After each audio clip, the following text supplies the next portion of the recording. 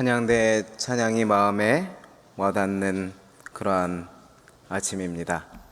우리의 일평생을 돌아보면서 하나님의 은혜에 감사하고 우리의 삶을 그러한 찬양이 가득한다면 얼마나 기쁠까요? 그래서 제가 이 찬양을 들으니까 오늘 말씀하고 너무 연관이 돼서 감동이 되어서 특별한 말씀이 필요 없다 생각될 정도입니다. 전자기기는 항상 말썽을 부리는 것 같습니다.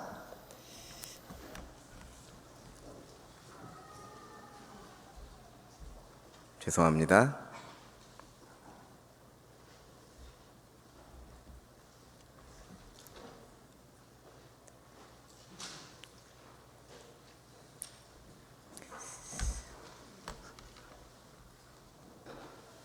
아예 마비가 되어버렸습니다.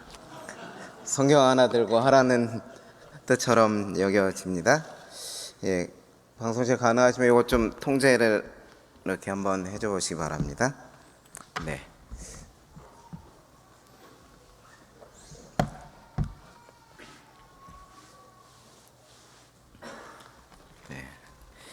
다 함께 성경 말씀 사도행전의 말씀을 펴시도록 하겠습니다. 사도행전 9장에 있는 말씀입니다. 사도행전 9장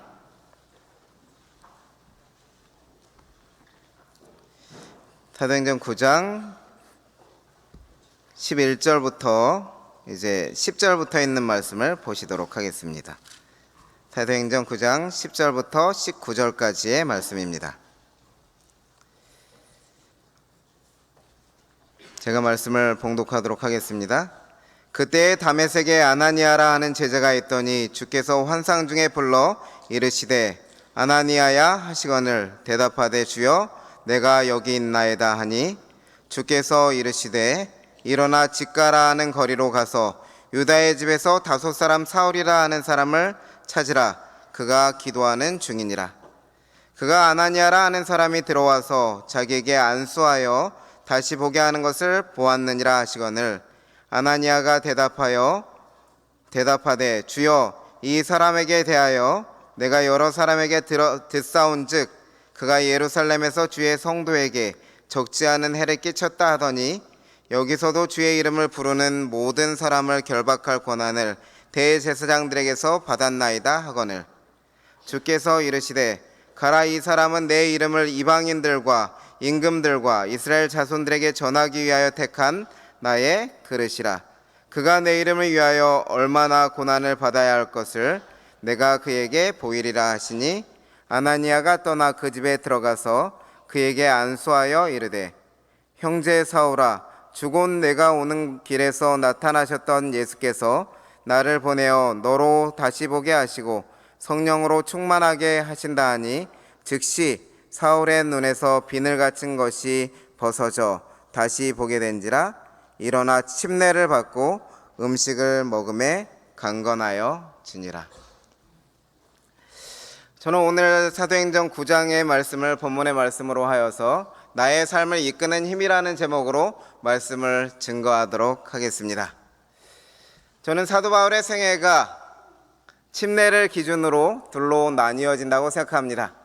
침례 전의 삶과 침례 후의 삶이 사도 바울의 삶의 다른 점이라고 할 수 있겠습니다. 사실 사도 바울이 침례를 받기 전의 삶과 침례를 받은 후의 삶에 있어서 공통적인 삶을 가지고 있던 부분이 있었습니다. 그것은 바로 사도 바울이 열심히 살았다는 것입니다.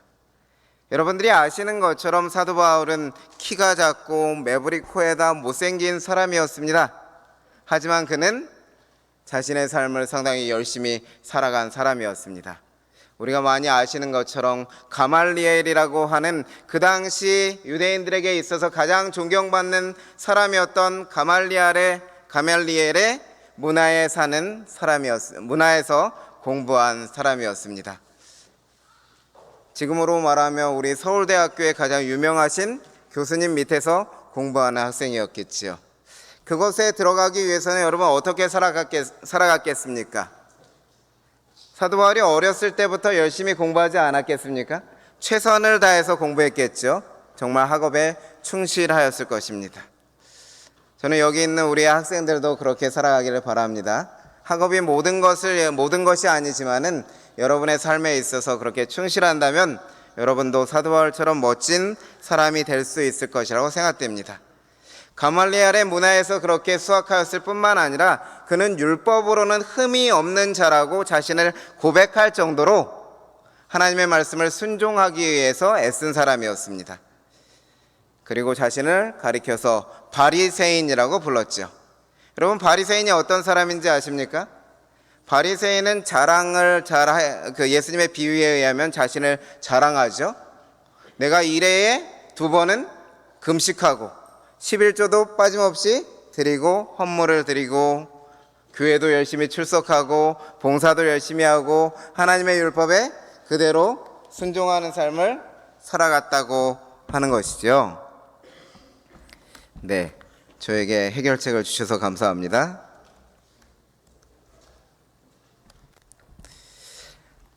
그렇게 사도 바울이 열심히 자신의 생애를 살아갔다는 것은 바리새인이라고 자신을 부르는 것을 통해서 알 수가 있는 것입니다.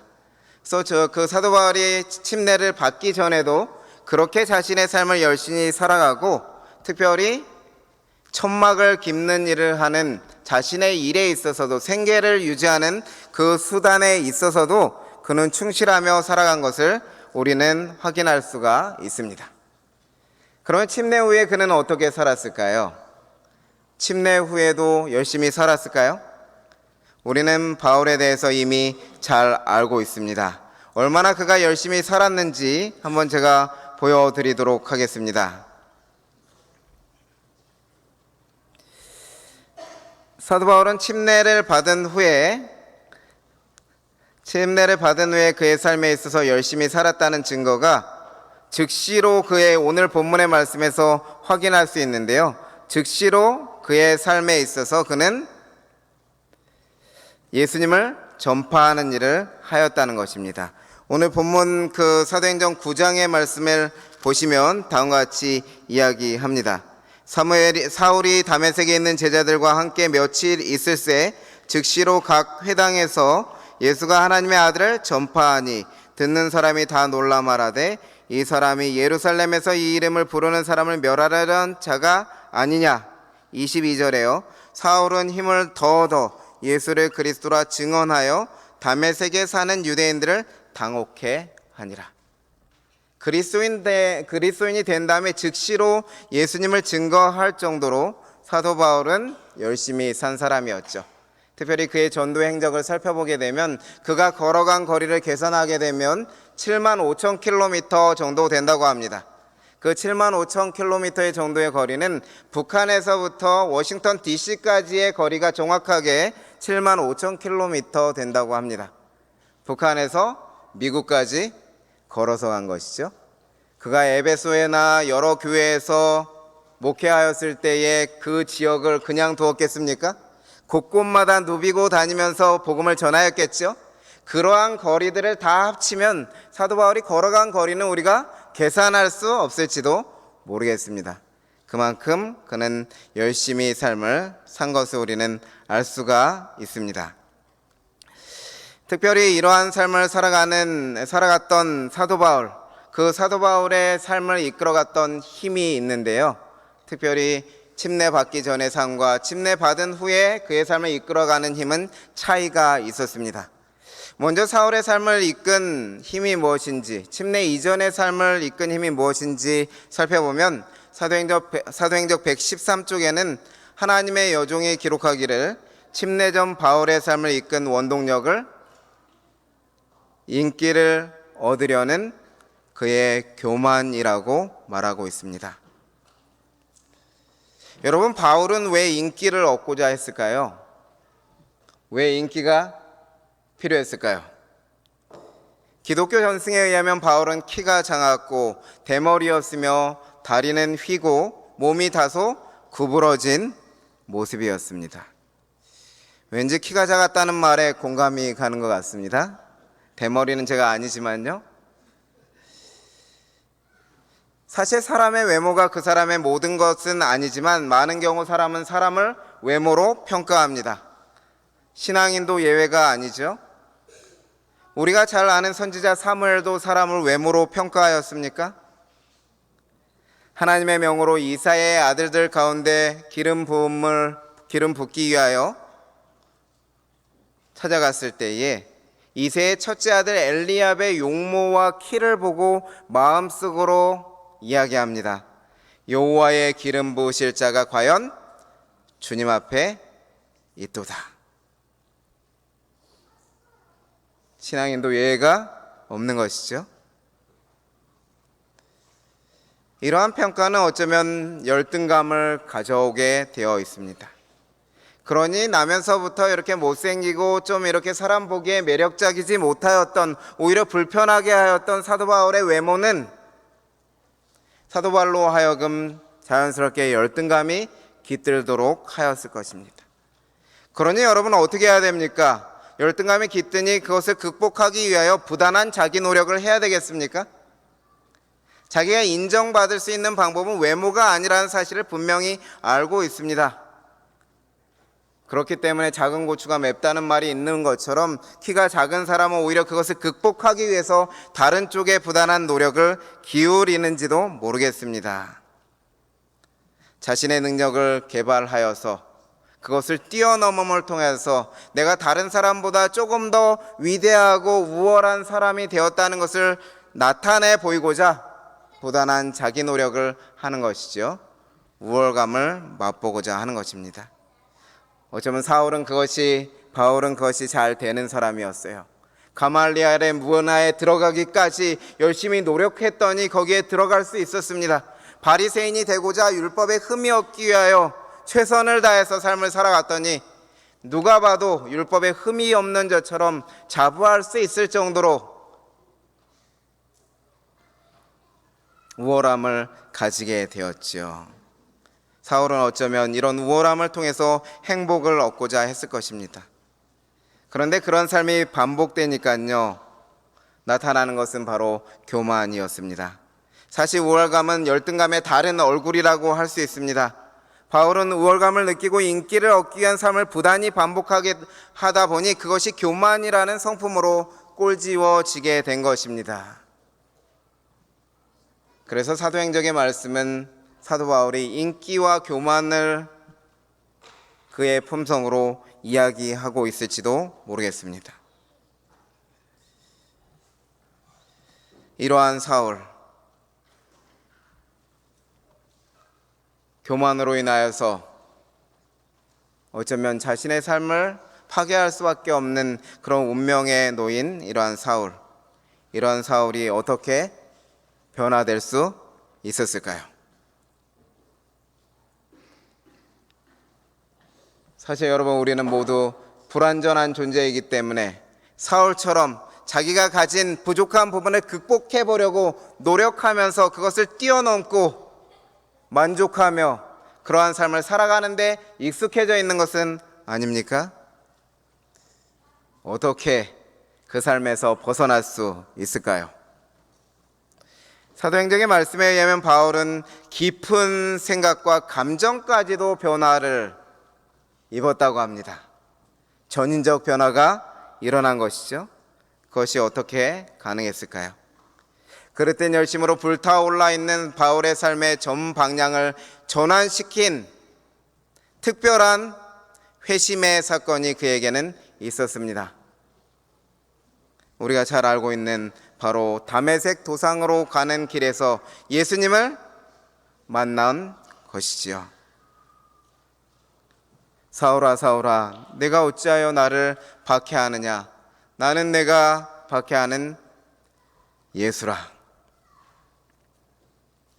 예수님을 만나기 전 바울은 내 뜻대로 다 이루며 살았던 사람이지요. 영감의 글의 묘사에 의하면 용기 있고 끈질긴 사람이었기 때문에 부단한 노력으로 자신의 기대를 대부분 이루면서 살았습니다. 자신이 한번 목표를 정하면 끝까지 해내는 사람이었어요. 그러나 다메섹으로 가는 도상에서 만난 예수님으로 인해서 어떻게 되었습니까? 모든 것이 무너져 버렸습니다. 그리스도인을 잡아 죽이는 일에 철저하게 계획을 짜고 성공을 기대하고 움직였는데 자신의 기대와는 달리 예수님의 영광으로 눈이 멀어서 신체적으로 무력해집니다. 자신은 아무것도 할 수 없는 상황에 처하게 되지요. 그의 목적을 이룰 수 없습니다.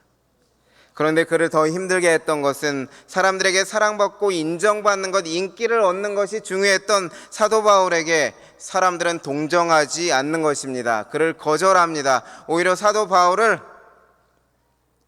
연극한다고 생각하면서 무시합니다. 우리를 죽이려고 이렇게 연기하는 것 아니냐? 아무도 그를 받아주지 않습니다. 같이 길을 갔던 유대인들조차도 그를 믿지 않습니다. 그러한 그의 감정을 모든 인간의 동정에서 제외된 것처럼 보였다, 이렇게 영감의 글은 묘사합니다.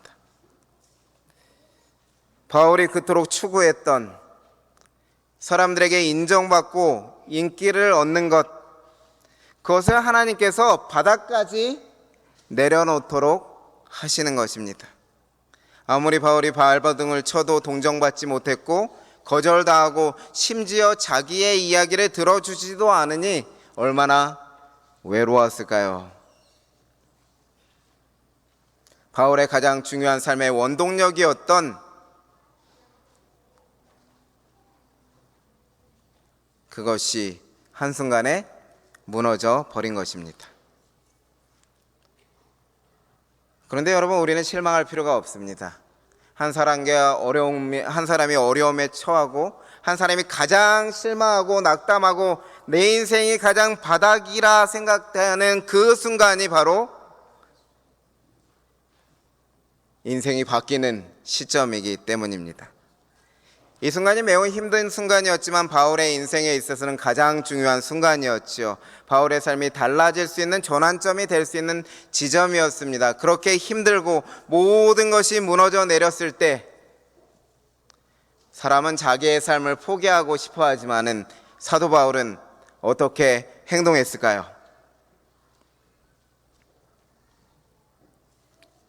그는 예수님의 제자 유다의 집에 들어갑니다. 그 집에서 3일간의 시간을 보내게 됩니다. 그 3일간의 시간을 보내는 동안 그는 조용한 가운데 명상하고 기도할 수 있는 충분한 기회를 가졌다고 성경은, 사도행전의 말씀은 기록하고 있습니다. 그때 무엇했을까요? 그는 홀로 하나님께 있는 그 오랜 시간 동안 그리스도의 초림에 관한 말씀, 메시아에 관한 말씀, 이 메시아에 관한 말씀이 나에게 나타나신 예수와 얼마나 연관이 있을까 자세하게 하나하나 연구하는 시간을 가졌습니다. 주의 깊이 살피지요. 그리고 분명히 깨닫습니다. 내가 무지했다는 사실을요. 과거 편견과 불신으로 인해서 영적인 이해력이 흐트러져서 분별하지 못하였던 예수님을 만나게 되는데요. 육신의 눈은 어두워졌지만 영적인 눈은 어떻게 되는 것입니까? 밝아지는 것입니다. 그 밝아진 시야에 모든 것이 분명히 보이는 것이죠. 영광의 광채로 만났던 그 예수님을 말씀을 조용한 가운데 묵상함을 통해서 다시 만나는 경험이 이 시간 이루어집니다. 그리고 그는 자신이 죄인이라는 사실을 분명히 깨닫고 자신의 죄를 책망하시는 성령의 음성을 듣게 되죠. 그전에는 스데반을 통해서 감동시키시고 주셨던 성령의 음성을 거절해버렸어요. 스데반은 신성 모독자라는 그러한 바리새인들과 다른 동료들, 함께한 자들의 말에 영향을 받아서 마음의 감동을 받고 이분이 메시아라는 확신이 있었지만 예수님을 한번 거절했었습니다. 그 성령의 음성을 받아들이지 않았습니다. 그런데 이제는 다른 것입니다. 말씀을 통해서 예수님을 만나고 자신이 죄인이었다는 사실을 깨닫게 되자 마음을 열게 된 것이죠. 마침내 그는 그의 유일한 도움과 희망이 은혜로 오신 하나님께 있다는 사실을 깨닫게 되고 기도드리기 시작합니다. 상한 마음으로 하나님께 호소하는 것이죠. 그러한 과정을 통해서 바울은 깨달았을 것입니다. 내가 가장 중요하다고 생각하였던 인기, 명예, 이러한 모든 것들이 다 부질없는 것이구나. 바울이 나중에 고백하듯이 이러한 모든 것이 배설물과 같은, 아이들이 이해하기 쉽게 똥과 같은 것이구나.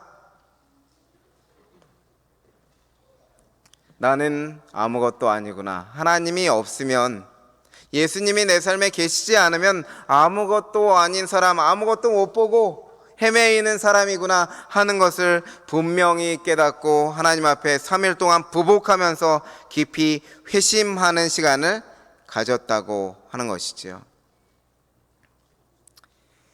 이제 모든 것이 부질없음을 깨달은 바울에게 있어서 삶의 중요한 것이 바뀌었습니다.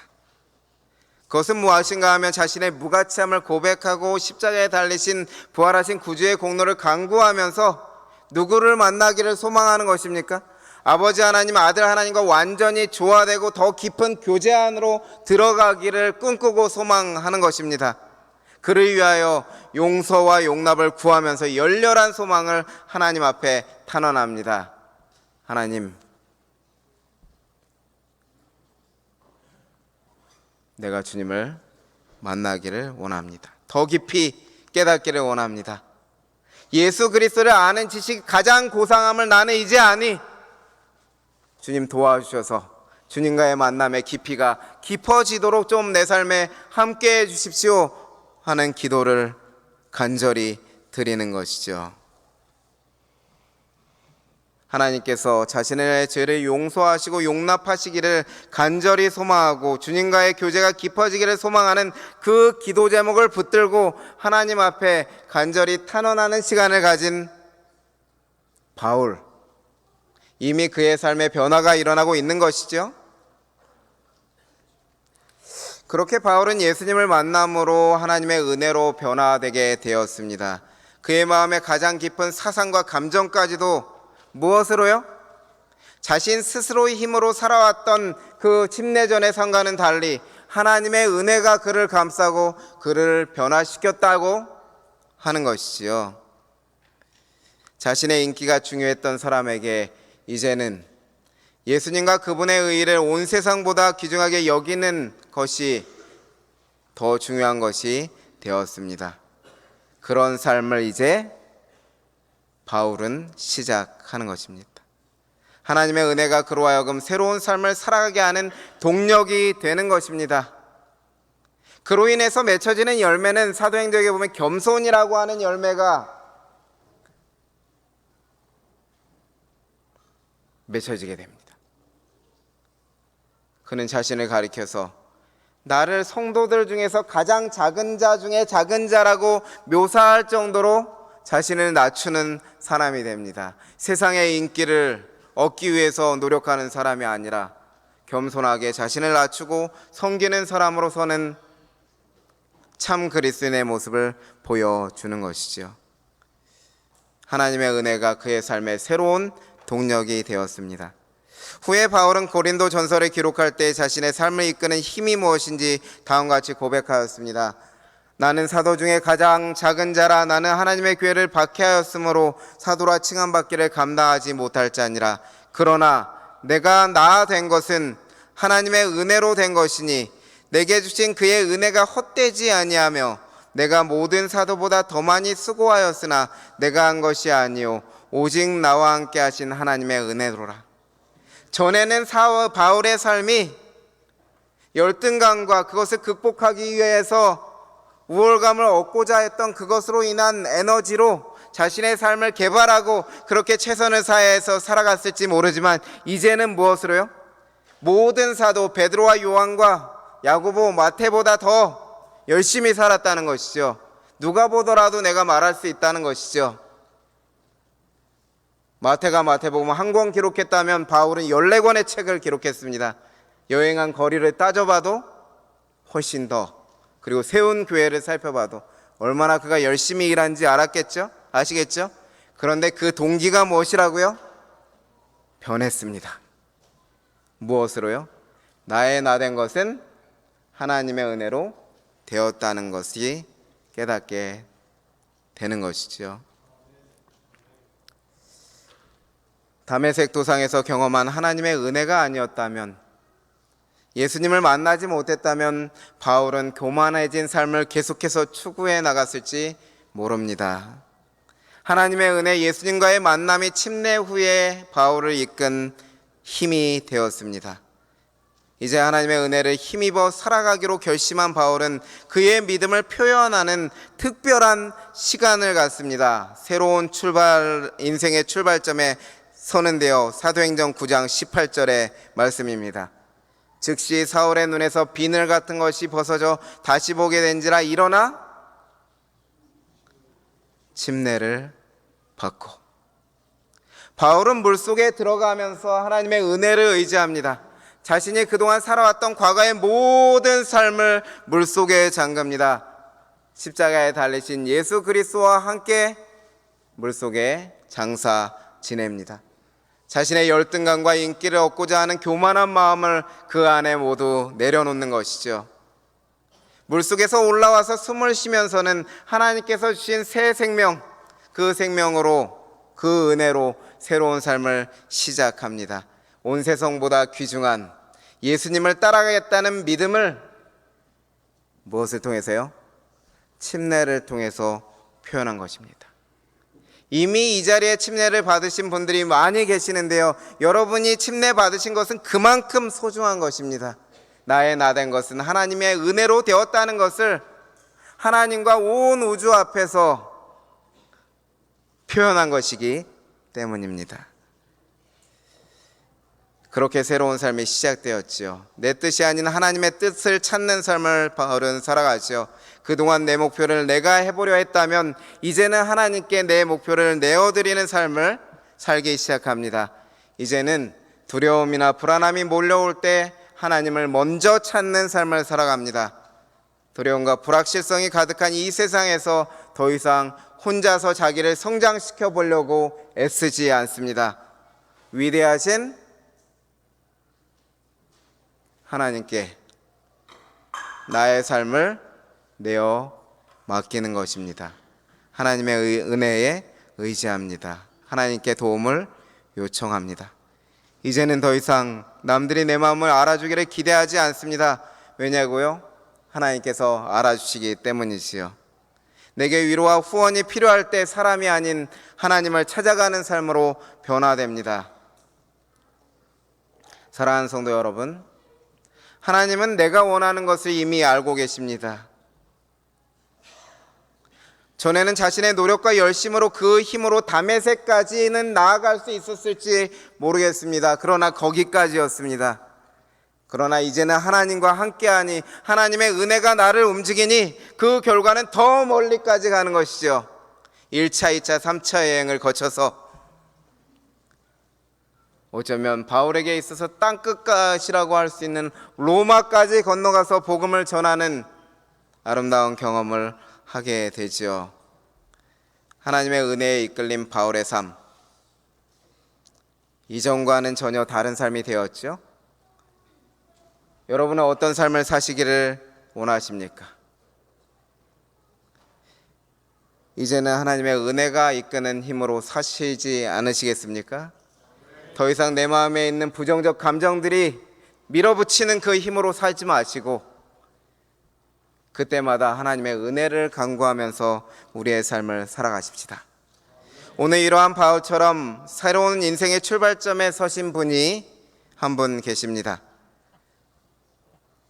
여러분 앞에 소개해 드리겠는데요, 오늘 침례받기로 결심하신 분이십니다. 삼육대학교 건축학과에서 일하고 계시는 강경수 교수님이십니다. 앞으로 잠시 나와주시기 바랍니다.